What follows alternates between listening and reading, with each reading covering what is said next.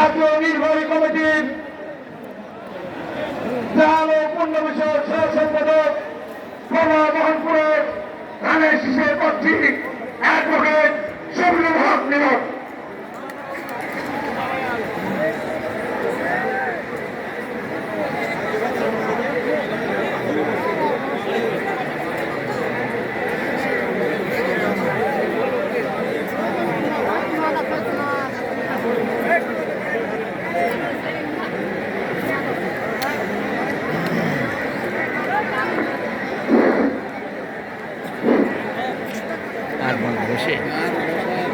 প্রিয় রাজশাহী মাদ্রাসা ময়দান, আসসালামু আলাইকুম।